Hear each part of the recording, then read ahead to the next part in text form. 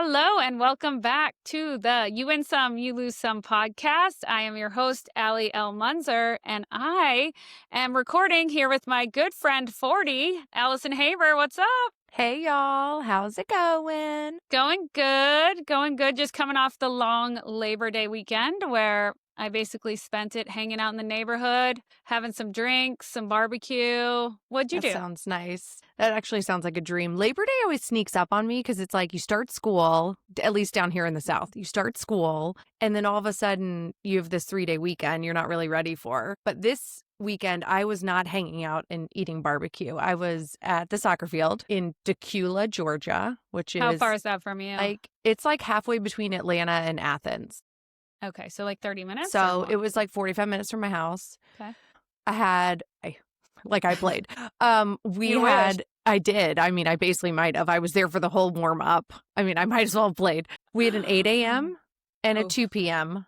on both Saturday and Sunday. Okay. So it was a long weekend. We came out 3 losses, 1 win. That's rough. It was a rough one, Aw. and our losses were pretty big, But this is a new team, and they're starting to play well together, which is good. The last game was the one we won, and I normally would never look and see the standings or anything, especially given we've lost 3 games. We're obviously not winning. But I was like, let's just see who we're playing. Good Lord. And I looked and I was like, oh my God, they have more goals against than us. Wait a second. There's a chance. And we wwon 3-0. Oh my God, that's good for confidence leaving the weekend with the win. Oh my God, we needed it so bad. The poor Right. girls were beat up. They were just it's a new coach. He's got a pretty aggressive style of coaching, I would say. Does that mean he yells a lot? He yells a lot. All during directing everyone's Everything. Step? Okay, yeah. He's never quiet.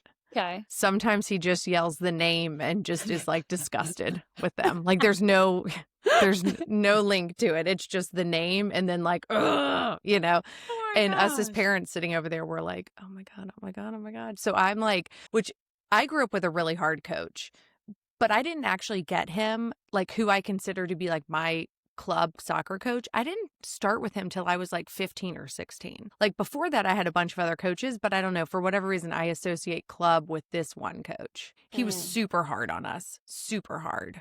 But I was also 15 or 16. So if I Right. was messing up, it's because I messed up. Right. Sometimes if my daughter messes up, I'm like, she actually doesn't know.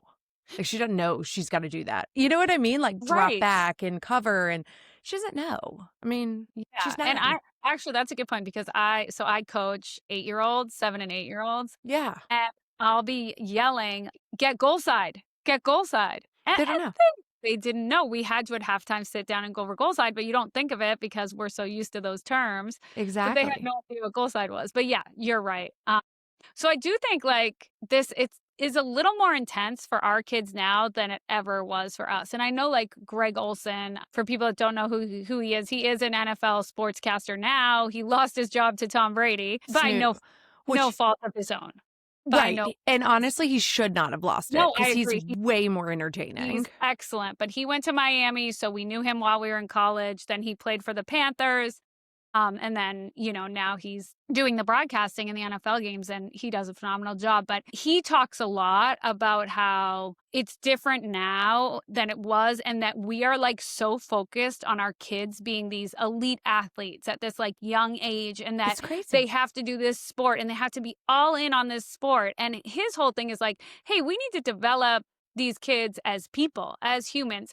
Have them learn what it is to be a good person, to be a teammate, to be a leader, way more than we need them to be these elite athletes that are Division I players. It's crazy. And honestly, how many of our kids are going to be Division I players? Realistically, I don't know. I'm not sure mine are going to be. So now all of a sudden we're talking about potentially having 4 practices a week. Wow. 2 games a weekend. And we were told recently, this is a year-long situation. You can go play another sport, but you're still coming to optional practices and you're still doing winter camp and you're still doing all these things because you got to have your foot on the ball year-round. I'm like, why? That's so true. The level of play at this age, I feel, is so different than it was. I felt when I was 8, and I'm sure it was the same for you, but you were just naturally good, right? You didn't have Right. this competition. You didn't have all these levels of teams. It was one club team. And if you want to play for that club team, you play for the club team. And I'm not sure at 8 I played for a club team. My daughter does, but I'm not sure at 8 that I did. And then we do 3 practices a week, 3 75-minute practices a week, and then games on weekends. So this weekend, we're going to Myrtle Beach, which is 2 hours away from us, for Oh 2 my games. God. Yeah, but it's just, this is club and you play club and that's what is expected of you. And I tell my kids all the time, do you want to play another sport? Like, is there another sport you want? Do you want to do, to my daughter, do you want to dance? And she's like, no, I just want to do soccer. But like my son does want to do basketball in the winter, and we will. But it's very hard to find a time to have another sport or another activity, period, even if it was music or drama or whatever. That's my problem is I'm having, I have one daughter that's super into everything, and she does want to do drama and she wants to do plays and all these things, guitar lessons. And how can I tell her no to those things? Because I actually think some of those things are going to strengthen her as a human being, confidence, things like that. Like, I don't know. I'm having a hard time with it right now, but I think Greg Olson's right. I mean, it's also, the game has totally changed. Like, I don't know what league you're in, and I don't even really know what league I'm in. But like, our kids just got in some new league. Well, we can only play people in that league, and then we're hoping to move to another league. I'm like, what? Yeah, because like ours now was just like you played club, you played. We had club, we had ODP. Right, but there's still ODP. Is there still? Oh, yeah. See, there's also these different leagues that there's ECNL, and that's if you want to go to college, you want to and play in college, you need to be playing on a team that plays ECNL because that's where the college coaches are recruiting. Right. Then there's an MLS next pathway where if you want to play pro, you need to be in that league, which, and then now there's ODP on top of this, which so we're I in didn't even realize. SCCL, which I don't even know what that is. I don't know. I don't either. Yeah. That's what we're in. But we're hoping to get to ECNL, but I don't think we're good enough to get there yet. Right. I mean, that's ECNL, for like top tier. Like, I'm like, can we just play? And they have requirements. So they have really high fees to be in that league. They will come out and like evaluate your venue, like where you play. Your fields need to be high level fields. So every club cannot just be an ECNL team. Yeah, see, all this is crazy. It's all changed. It's all crazy. The amount of money we're putting into it is crazy. Yes. But the kids love it. I'm happy to do it. But I also want them to be children. Yeah, for sure. I mean, but where's the balance? I also hear people, people that maybe are older that never played sports that were like, I wish my parents had put me in sports. I wish I had that. I wish I had that team. I wish I had that background. I wish I had that. So you got to find the balance of doing both, which I think this day and age, at least we're speaking to soccer. I don't know how other sports are. I imagine they're similar because we have friends with kids in volleyball, and it sounds like that's very intense. It sounds like softball is crazy too. Softball too. So it's very hard to try to balance and make them well-rounded individuals while they're being very forced into one sport. And if they have the passion for it and they're good at it and they love it, fine. But if they just want to do it kind of... Because I feel like here our rec program is not, it's great, but it's not, you're not going to get coaching, right? It's parents. Dad ball. Exactly. It's dad parents ball. Volunteering, which I love. That's so great that they're doing it. But most of them haven't played at all at any level, and they just want to help coach the team. So it's, if you want to develop and see if you're kind of good at it, you have to go the club route. And if not, then you're just kind of playing to have fun, which is great too. I am all for that as well. Which until then, it just means you and I have no lives. Right. Like from now until graduation. Which I agree with what you said, though. I will not make my kids, does that make sense? Play a team sport. Yes. They have to. Yes. They have to. Team sports, definitely. Now, if one day they all of a sudden decide I am going to be a golfer, great. But we're still playing team sports until we can't anymore, really. Because I think it's so important. It is. You learn a lot. So much. You learn a lot. How to interact, how to be a leader, how to be a good teammate even when you're on the bench, Yes. When you're on the bench, even teammates that you don't like, you still have to be a good teammate to them. Yeah. I mean, which you deal with really at any hard, level. But I didn't like a lot of our teammates in Miami. Not a lot, but a few, a handful. I had a few, Same. But on the field, you have to drop that, right? Once you cross the line, once you are on that field, they're your teammate. Your best friend. Yeah. I know, it's Truly. crazy. It's so crazy. But it was fine. It was a fine weekend to say all. And the rest of our lives are given to our children, and that's fine. We have to find time for me, and I'll do that. Right, but why didn't anyone tell us this is how it was gonna be before we I don't know, but you know what? Looking back on my parents, like that, like my mom, like all she did was take me to soccer. I know. I think I'm so grateful for the sacrifice my Me parents too. made that in the moment I didn't realize. I was like, "Oh, I have to go to practice an hour away." Right. And they'd be like, I didn't think about that it wasn't super fun for them to drive me the hour, sit there for 2 hours, and then Right. drive me the hour home. Think about them for 1 second. I thought Not that was 1 great second. for them. I know. I'm the same. And now my kids are doing the same thing to me. They're like, Mom, why are you so grumpy? I'm like, because I'm tired. Like, I feel like I played in the tournament this weekend. Nap in the car. I remember my dad would be driving me and Oh. I'd be sleeping both directions. And he's just driving that car, driving me around. No, I do have to say, and if my husband listened to this, his head would be exploding because I love a tournament weekend. I mean, I love going to the field. I love all the teams. I love like the excitement, I'm the not sure if I multiple love games on a it. day. Oh, it's so fun. I love it so much. It was fun. I like a Saturday morning of sports. I do like that. Fair. Like, I like a Saturday morning, I gotta like go get, gotta go to soccer, hit up flag football, like do whatever I'm doing. Pop Then I come around. home and then Yes. I'm on my own. I'm game daying, I'm watching football. You're Which, watching speaking college of, we've got to talk about college football. football. Gotta Hey, talk. yeah. All right. What would you like to start? I mean, there are so many things to talk about. Well, I think the first thing we need to start with is Lee Corso. Dream. Beloved. So it was his last Lee. game day appearance, and like, God bless his heart, he's so sweet. And like, it really did need to be his last game day appearance because Of I just course. think for He's his own health, 90. like, I know he needs to He's just like sit back 90. and watch and chill. Yeah. But it was wonderful. It was so good. All the like tributes and just comments, like, oh, they were so good. So good. I was teared up the whole time. I was too, for sure. And Yeah. I don't cry over a lot. Oh, Like, it takes a lot. And just the things people were saying to him, and even like, the people saying these things tearing up. I was Oh. like, oh my God, Lee. Like, I feel like I know Lee. I also partially felt like he died. Oh, yeah. I was like, oh my Yeah. God, he's still here, guys. It was a little bit of a in memorial. He's still alive. He's just leaving game day. Do you feel though, like I'm not a huge Kirk Herbstreit fan? Like I like him, but I think it's really just his ties to Ohio State. And I think I'm just like being petty about it. But like, Mhm. I just normally am like, he's fine. Like he's totally fine to me. But like he gets so emotional. I know. I like I it. lost it over Ben last year. Exactly. I mean, I that was can't his even dog, talk my about God. Ben. I can't even My talk about it. God. I And he know. couldn't talk about it. He And could not talk therefore I'm about it. done. Right. But him with Lee, it's almost like Lee Corso's one of his dogs.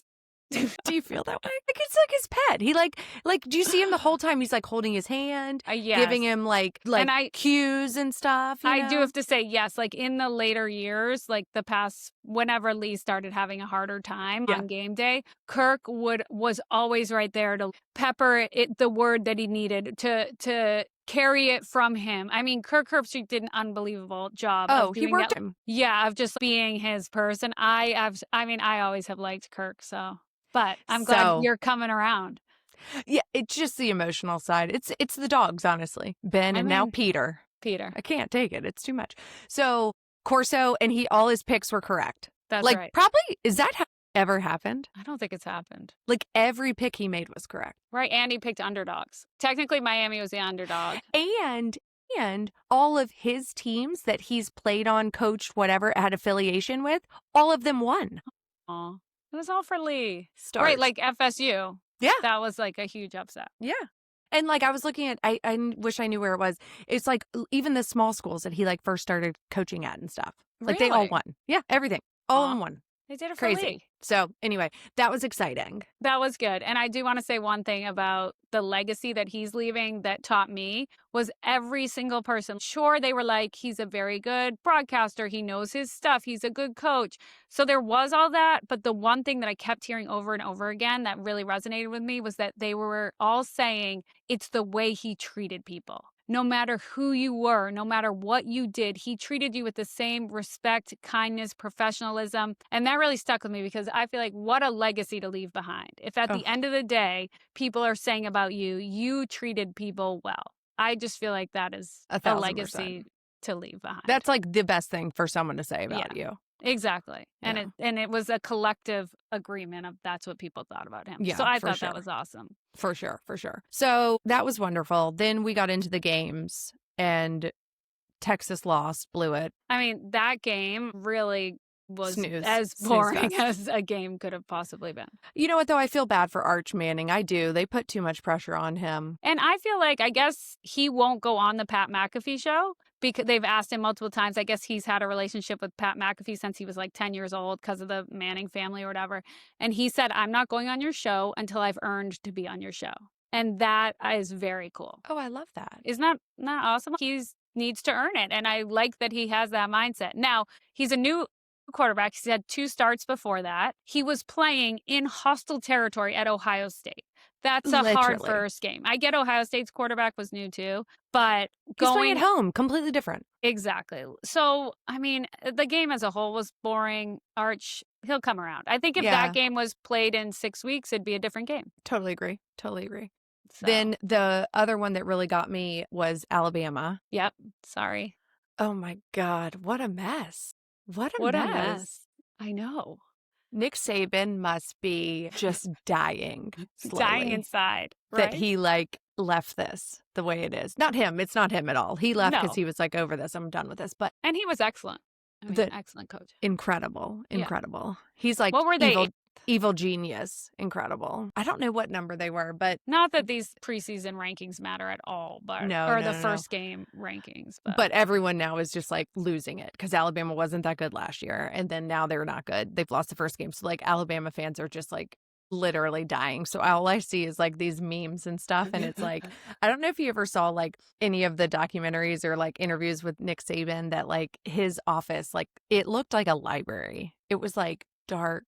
Books everywhere. I've seen him like leather couches, plaid walls, whatever. And then the new coach came in and it's like super futuristic, like neon lights. Oh yeah, like super crazy, like completely different. And someone posted was like, we should have known when they turned Nick Saban's office into a Verizon store. And I died laughing. I was like, yes. It's a Verizon store. It's like backlit things like, oh, it's so funny. So we had a lot of friends that were pretty bummed out about that game. The Dogs won, Georgia. And I actually went to the game, so that was kind of fun. Oh, that's right. Yeah, you went. Very briefly. We went straight from soccer to the game for we were only there for like an hour and a half. Who'd they play? They didn't play anyone, right? They played Marshall. Yeah, okay. No offense to Marshall, just I didn't mean a top 10 team or anything. Yeah. And but really the big news was the Canes. I mean, the Canes brought it home. It was I was nervous for a bit. Not gonna lie. It was a touch and go sitch. But so the Georgia Miami Carson Beck connection. Tell us about the Georgia fans. Oh my God. Alli, you would think like that I single-handedly stole. So I don't really even know how to describe it. They are like a bunch of scorned women.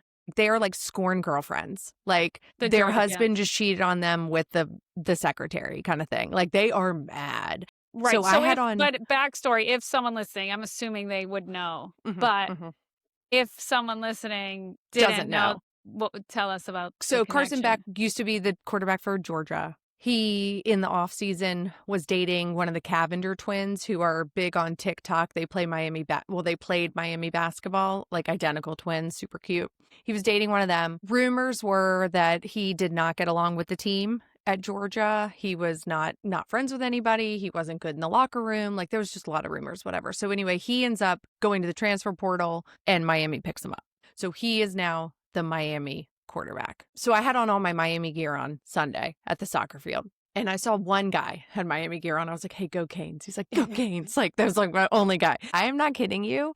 I would say at the soccer alone, probably 15 people, strangers, came up to me. 15.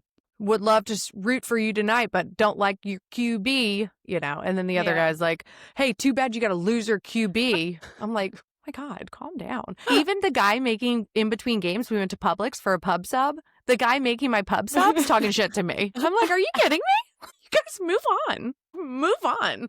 Also, I didn't recruit him. I didn't have anything to do with picking him And up off the transfer portal. I guarantee all these people are like pro transfer portal anyway. So I'm like, there's nothing we can say. There's Right. like he jumped in. Right. He made $4 million to go to Miami Yeah. with, at the time, his girlfriend. Yeah. Makes sense.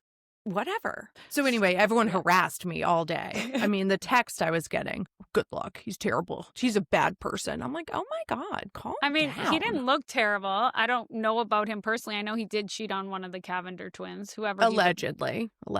Sorry. You're right. Thank you. Allegedly. Yeah, I mean, I heard it's not good. I mean, but what do I care? If I started getting into athletes' personal lives, I'd have no one to like. Exactly. Who would I like? Exactly. I mean, after the game, so after the Canes won, they interviewed him and he was super emotional. And it was interesting because he kept saying, this team, the team around me, the way they've accepted me. So I guess I didn't realize that he wasn't well liked in the locker room and with his team and stuff. I guess I didn't realize there was that. I knew there was something, but I didn't know if it was like coaching conflicts or what it was. But now it makes sense to me that he was so emotional because he probably feels like he fits in better there. And they were all behind him and they won a huge first game. And he obviously felt like he had something to prove, right? Yeah. So, I mean, I think it's great. Like, yeah, I think he was emotional. I don't know. I mean, again, these are all rumors from Georgia people. And, you know, Georgia people are the smartest people on the planet when you're talking Georgia football. You know what I mean? Of course, so, like, yes. I don't know. I don't know if that was the case or not, but what I do know is that they are really butthurt that he's now on the Miami team. But, you know, they got a new guy. They got Gunner. Gunner Stockton is the Georgia quarterback now. And they're like, we got a new guy. Our guy, Gunner. Like, okay. That's like, fine. go Gunner. Go Gunner. You know? Right. We can all win. Like, okay. We can all win. But, yeah, it was interesting when he cried, though, or got emotional because he was like, oh, it's been a really hard 8 months. And part of me wanted to also be like, I mean, some of this was like, I mean, this was all your choice. Self-inflicted. Like, be excited. Just be pumped up. But it probably just all hit him at once, you know? So he's a Florida kid, though, I think. I think he's from, what did my brother say? I think he said Jacksonville or something. Oh, yeah, I forgot about that. Yeah, Jacksonville. So, but anyway, great game for the Canes. Our friend was there. She said it was incredible. It was raining. Like, I remember going to Miami games.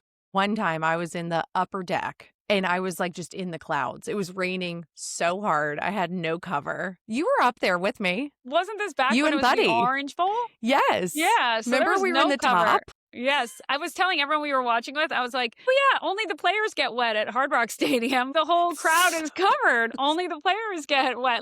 The field is uncovered. Everyone else is fine. So true. So true. No, that's true. Yeah. So huge win for the Canes. I haven't looked at the APs. Have you looked at the new polls? I haven't either, but I was busy last night watching Bill Belichick make his college debut as a coach at UNC. I'm from Boston, New England Patriots fan. Belichick, obviously a phenomenal coach. However, when he said he was moving to college, I, like everyone else, was absolutely shocked. He's not known for his charisma and like being able to recruit players. I can so see him sitting with a player and their parents and him being like, if you don't want to come, don't come. I don't care. He has no... And guess what? He doesn't care. He doesn't care.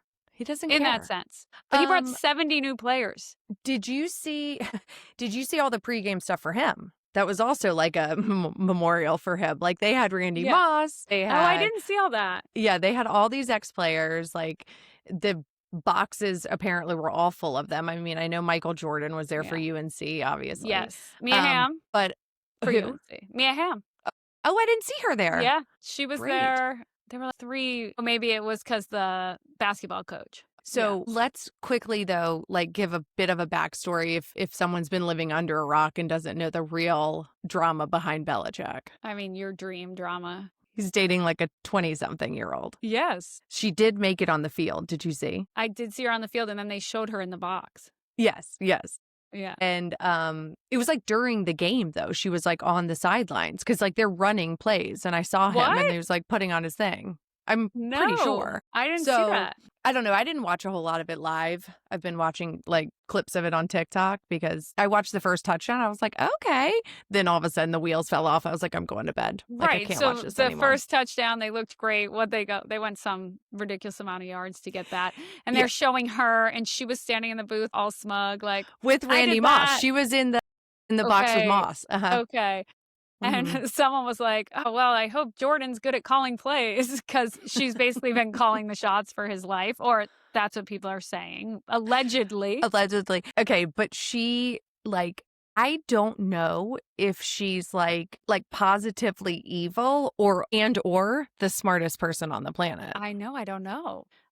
Like, I mean, she's don't got know like her tons of endgame. property and stuff. Like, she's like buying up property. She's doing all kinds of stuff with money wise. I know she trademarked a few things. Your background in trademarking, like, Yeah. why don't you So, talk about that? I mean, as a trademark attorney, this was super fun stuff because trademarks are not that fun, but this I was is about to exciting say, news. what a Exciting rager. news. Exciting news in the trademark world, people. So they filed like 24 trademarks, which great. I think every business needs to be filing a ton of trademarks. But one trademark they did file was for gold digger. And listen, if you're going to do it, own it. Like, slow clap. I can applaud the gold digger. Now it's for like keychains and something else. I was just about to say, how does Kanye West not have this? I mean, he may have it. Let's see. They want it for jewelry and keychains. So she's going to start a jewelry line called Gold Digger. Or it's going to be like some like little keychain that says gold digger and is like, be like me. I mean, I will say, like, his physique is that of a 70-something-year-old man. I know. Like, what is... It's bizarre. He did. I was so excited, though, that he had a cut-off sweatshirt. He had to. Like, had to. Did you see his pregame interview with Holly Rowe? Yeah. She could not get anything out of him. And finally, she's like, oh, you got the cut sleeve sweatshirt. And he was like, yeah, it's kind of my thing. He's so dry. Yeah. Anyway, I really enjoy. I mean, I just enjoy him. I mean, maybe she just finds that attractive. We don't know. People have their things. He's powerful. He's successful. Rich. I was trying to give her the benefit of the doubt, but, you know. Listen, every square has its own peg. No. What is it? That's not it. I know. I think the saying you're trying to think of that also doesn't apply is try to fit a square peg in a round hole. No. Well, yes, but no. Whatever. Love is love, you know? Fine, love is love. Fine. Fair. Love is love. It doesn't affect me. I always am hoping to see them on Nantucket, but I'm going in 2 weeks and they'll be playing football. She will also be playing football. Yeah. You got to have to change up your time and go in the spring. Not even. He's got spring season, summer. Do you think she's ever going to suit up and play? Or be like, might as well. We picked her up off the transfer portal. Might as well. At this point, at least it would give her more access to him in the locker room. That's true. I mean, That's true. I don't know. Poor girl. Like, I was saying to my mom today, like, what do you think her parents think? I know. Does she have parents that are alive? I don't know. Maybe it's no, I don't know. I can't speculate. I'm not a doctor. Listen, love is love. Exactly. Go crazy, Jordan. All right. Speaking of love, can I tell you a couple that I absolutely love? Trinity Rodman, U.S. national team soccer player, also plays for Washington Spirit. Is that correct? I don't know. Okay. I always get confused with Gotham and... I know. I don't know. She used to play with them at some point, I think. I don't know. Now Wait, swoon over and this Ben couple. Shelton, who is a tennis player. And so, unfortunately, he lost. He was injured, right? Yeah, he got hurt. Yeah. He said that he had pain. Like, he was like, I normally can play through it, but he was like, I could not. Like, it was, I don't know what it was, but like shoulder, I think. It was pain in his left shoulder that he couldn't play through. Mm-hmm. All right. Yeah, Washington Spirit. I was right. Sorry, I had to look that up. That was No, you're good. I love them too. They're so cute. They're so cute. And so at one of his press conference after he won the match before he was injured, he was doing his press conference. He's answering these questions, and all of a sudden you hear a question, and it's, Ben, I know you like to serve fast. Why did you not serve anything over 135 miles an hour this game or this match? And he answered it dead serious, really funny. But then you learn that it was Trinity that asked the question. He's just like, super cute. They're so cute. They are so cute. Cute. I watched a little U.S. Open this weekend. I watched Osaka. Oh, She your beat outfit? Coco Gauff. I Her outfit was know. amazing. It was a purple princess. Amazing. And she's a mom. Yeah. Yeah. She's just out talked a there lot about her struggles getting back. Crushing it. I know. I'm so pumped for her. And, they were saying afterwards, they did this like amazing dedication. Again, we're like talking about like people like they're dying. Everyone's just retiring. Chrissy Everett, they did a big thing for her. It's Okay, I really didn't see sweet. it. But they were talking about her like that Naomi Osaka, like every time she's played and gotten to the quarterfinals, Wins it. like she wins it. So she's Yes, 4-0 when that. hitting the corner. So everyone's like, so is this our winner? So I'm curious. That's cool. So Yeah. we'll have to keep watching. Yeah. But she had, you know how she had the Labubu keychain? Did you hear Yes. about that? Yeah. And it was all blinged out, and they were doing like the post-match, and that wasn't this past match, it was one before, I think. And they're doing the post-match interview with her, and she's like, "Oh, I have to show you my Labubu," and it's this this blinged out one, and she's like, "This is Billie Jean bling," and it's a Labubu that looks like Billie Jean King. It was awesome, and it was Billie Jean bling. And I was like, oh my gosh, you're a genius. How bad does your daughter want a Labubu? No, she hasn't talked about it at all. Oh my God, you're so lucky. My oldest wants one so bad. I'm like, you're never getting one. Those are the dumbest things I've ever seen. Are they super hard to get? They're like expensive, I think. Okay. Like the gas station up the street has like a fake one. So she's always like, let's go to the 76 and get a Labubu. Like, that's not real. We're not getting that. Like she wants one so bad. Get her the fake one. No, like they're so ugly. Like, no. I don't know the story behind them at all. I don't either. I don't really understand it, but whatever. Maybe I should find out. And then the other thing is there's a new drink at the U.S. Open. Everyone talks about the honey deuce. Yes. So there's $24 honey deuce. Okay, so then there's another one, and it's called I think it's a watermelon slice. Oh, cute. Like a slice. And I don't know what's in it, but I think it's $30-something. Okay. But it's in a wine glass. It looks chef's kiss. Yeah, I mean, I wanted to go to the U.S. Open solely for the honey deuce. Well, I think we now need to move on to the watermelon slice. Okay. I mean, I'll do both. I'm not against. We'll look into that. Well, I think for next year, maybe that'll be our girls' trip. Wouldn't that be so fun? Maybe we could live podcast from the U.S. Open. Did you see? Actually, do you know the Good Guys podcast? Yes. So they live podcasted from the U.S. Open this year, like on stage. Like they took our idea? Yeah. Yeah. God, glitch in the Matrix. Dang. It was really cool though. That's cool. I only listened to it. I didn't watch it, but I listened to it, and they were like throwing out tennis ball, like branded tennis balls, and it was. I think they were sponsored, obviously, but yeah, they did live pod there. It was really cool. That's so fun. I also saw Hannah Berner and Paige DeSorbo there, the Giggly Squad podcast. I mean, it makes sense because Hannah was a tennis player. Yeah. It was funny because Hannah's like more sporty and Paige is having a fashion moment, right? Which is like the perfect combo for the U.S. Open, like we talked about last week.